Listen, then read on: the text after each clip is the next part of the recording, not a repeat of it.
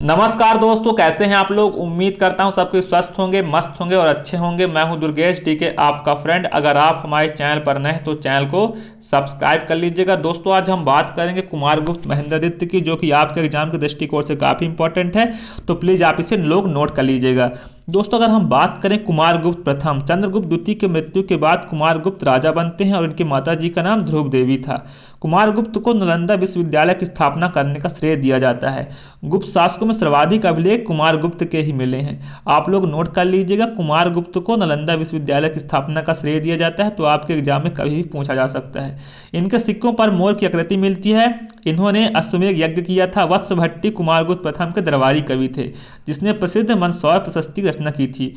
जो मंदसौर प्रशस्ति का रचनाकार कौन था? आपका वत्स भट्टी था। कुमारगुप्त प्रथम के अब तक कुल 18 अभिलेख मिल चुके हैं। इतने अभिलेख किसी भी अन्य गुप्त शासक के नहीं मिलते हैं। आप लोग इसे देख लीजिएगा। अगर हम बात करें कुमारगुप्त के जो अभिलेख हैं, इस प्रकार हैं। बिलसड अभिलेख या बिलसद अभिलेख एटा उत्तर प्रदेश से मिला है। यह कुमारगुप्त के शासनकाल का प्रथम अभिलेख है, जिस पर गुप्त संवत 96 यानी 415 ईस्वी की तिथि अंकित है। इसमें कुमारगुप्त प्रथम तक के गुप्त शासकों की वंशावली प्राप्त होती है।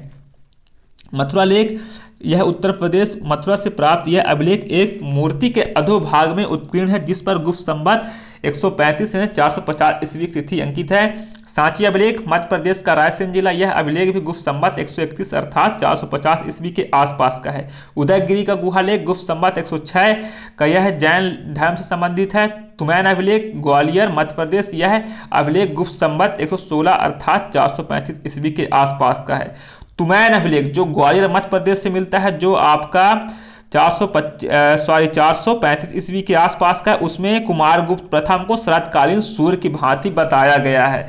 जो आपका तुमैन अभिलेख है, इसमें कुमारगुप्त को शरतकालीन सूर्य की भांति बताया गया है। और आपके उदयगिरी लेख में शंकर नामक व्यक्ति द्वारा सर्वनाथ की मूर्ति स्थापित किए जाने का उल्लेख है। हम लोग इसमें नोट नहीं कर पाए हैं, लेकिन आप लोग अलग से नोट कर लीजिएगा। तुमैन अभिलेख जो 435 ईस्वी के आसपास है, इसमें कुमारगुप्त प्रथम को शरतकालीन सूर्य की भांति बताया गया है। आप सब जानते हैं, आप लोग पहले से पढ़ लिए होंगे, लेकिन फिर भी इसमें कोई दो राय नहीं। आप लोग फिर से इसे देख लीजिएगा। कुमारगुप्त का जो मथुरा लेख है, मथुरा लेख में जैन मुनि दलिताचार्य का उल्लेख मिलता है। जो मथुरा लेख है उसमें जैन मुनि दलिताचार्य का उल्लेख मिलता है, मथुरा लेख में मिलता है। आप लोग इसे देख लीजिएगा। और उदयगिरी लेख में आप लोग शंकर नामक व्यक्ति द्वारा सर्वनाथ की मूर्ति स्थापित किए जाने का उल्लेख मिलता है। सांची लेख में हरिस्वामिनी द्वारा सांची संघ को दान दिए जाने का उल्लेख मिलता है। आपका जो सांची लेख है, सांची लेख में हरिस्वामिनी द्वारा सांची संघ को दान में दिए जाने का उल्लेख मिलता है। आप लोग इसे देख लिए होंगे। दोस्तों अगर हम बात करें गढ़वा के शिलालेख इलाहाबाद उत्तर प्रदेश, इस स्थान से कुमारगुप्त के 2 शिलालेख प्राप्त हुए हैं, जिन पर गुप्त संवत 98 यानी कि 417 ईस्वी की तिथि अंकित है। और मंदसौर अभिलेख मध्य प्रदेश, यह न केवल कुमारगुप्त बल्कि समस्त गुप्त कालीन इतिहास पर प्रकाश डालने वाला एक अत्यंत महत्वपूर्ण स्रोत है। इसकी रचना संस्कृत के प्रकांड विद्वान वत्स भट्टी ने की। विक्रम संवत 529 ईस्वी 473 ईस्वी के आसपास यह एक प्रशस्ति के रूप में उपलब्ध है। कर्मदंडा अभिलेख फैजाबाद उत्तर प्रदेश, गुप्त संवत 117 436 ईस्वी के इस अभिलेख की रचना कुमारगुप्त के मंत्री पृथ्वीसेन ने कराई थी। मन कुमार अभिलेख इलाहाबाद उत्तर प्रदेश, गुप्त संवत 129 यानी 448 ईस्वी का यह लेख बौद्ध धर्म से संबंधित है। दामोदरपुर ताम्रपत्र लेख दिनाजपुर बांग्लादेश, यह अभिलेख 2 कारणों से ऐतिहासिक महत्वपूर्ण है। पहला, इसमें गुप्त साम्राज्य के विस्तार का ज्ञान होता है। गुप्त साम्राज्य के विस्तार का पता चलता है। और दूसरा, आपके इसमें गुप्तकालीन प्रशासनिक व्यवस्था के विभाजन के बारे में बताया गया है। किस प्रकार साम्राज्य, भुक्त प्रांतों, आपका विषय और बीथी का उल्लेख मिलता है। आप लोग इसे नोट कर लीजिएगा। दोस्तों जो आपका गढ़वा लेख है इलाहाबाद उत्तर प्रदेश से मिला है। मंदसौर अभिलेख आपका मध्य प्रदेश से मिलता है। आपका करमदंडा अभिलेख भी आपका इंपॉर्टेंट है। इसमें पृथ्वीश्वर शिवलिंग स्थापित करवाया, जो पृथ्वीसेन था, शिव प्रतिमा स्थापित करा के पृथ्वीश्वर शिवलिंग स्थापना करवाई थी। आप लोग इसे नोट कर लीजिएगा। ये था आपके दामोदरपुर ताम्रपत्र अभिलेख। अगर हम बात करें, कुमारगुप्त पहला गुप्त शासक था जिसके अभिलेख बंगाल से मिले हैं, और ये हैं दामोदरपुर ताम्रपत्र, बेग्राम ताम्रपत्र और धनदेह ताम्रपत्र।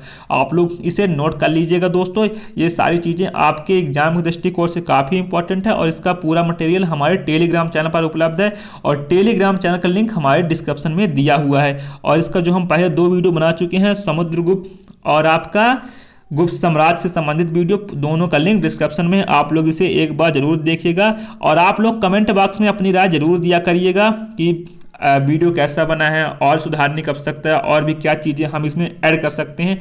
आपकी हर एक राय हमारा एक मोटिवेशन है।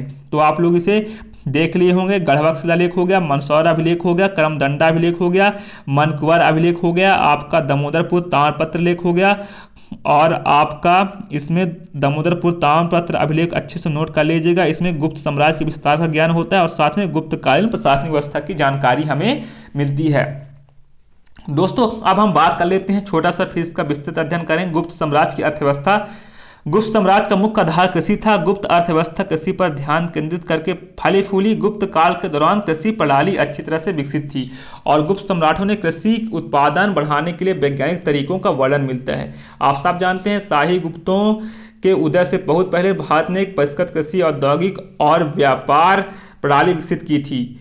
आर्थिक स्थिरता समृद्धि ने इस अवधि की समग्र संस्कृति प्रगति को सुविधाजनक बनाने में मदद की थी। आप सब देख लीजिएगा दोस्तों, फिर हम इसका अच्छे से चर्चा करेंगे। अमर कोश में जैसे हलों की बनावट प्राप्त होती है, अष्टांग संग्रह क्या है, अष्टांग संग्रह क्या है, आपके कालिदास ने गन्ना और चावल की खेती का उल्लेख करते हैं। कालिदास सिंचाई व्यवस्था कैसी थी, भूमि के प्रकार कैसे थे, तो जैसे क्षेत्र हो गया, वास्तु हो गया, खिल हो गया, अपहृत हो गया, इसका वर्णन हम करेंगे। और जो अमर कोश में 12 प्रकार के हलों का वर्णन मिलता है, 12 प्रकार के भूमि का वर्णन मिलता है, उसका हम आप लोग बताएंगे। और भूमि के नाप क्या थे, जैसे नल क्या था, पाटक क्या है, आपका अड़वाप क्या है, द्रोणवाप क्या है, कुल्यापाप क्या है, नल क्या है, निवर्तन क्या है, अंगुल क्या है, धनु और दंड क्या है, ये सारी चीज़ें हम आपको बताएंगे। आप लोग इसे नोट कर लीजिएगा और इसका आपका फोटो हमारे टेलीग्राम चैनल पर मिल जाएगा। दोस्तों जिंदगी उसकी है जो जिंदगी से घबराते हैं, जिंदगी उसके जो जिंदगी से टकराते हैं। आप लोग किसी भी एग्जाम की तैयारी कर रहे हो, आपका एग्जाम अच्छा जाए। 2023 आपका ही है, 2023 में आपका पूरा एग्जाम क्रैक होगा। जो भाई इस वीडियो को देख रहे हैं उसका एग्जाम क्रैक हो जाए, मैं यही भगवान से प्रार्थना करता हूं। आप लोग अच्छे प्रोफेसर बने, IAS IPS बने, जिसकी भी तैयारी कर रहे हो आप सब बने। आपकी जो दिल की इच्छा हो आपकी भगवान उसे पूरा करे। All the best, best of hard work, take care, Jai Hind जय भारत। आप लोग अपना ख्याल रखिएगा और घर वालों को भी रखिएगा। जय हिंद जय भारत।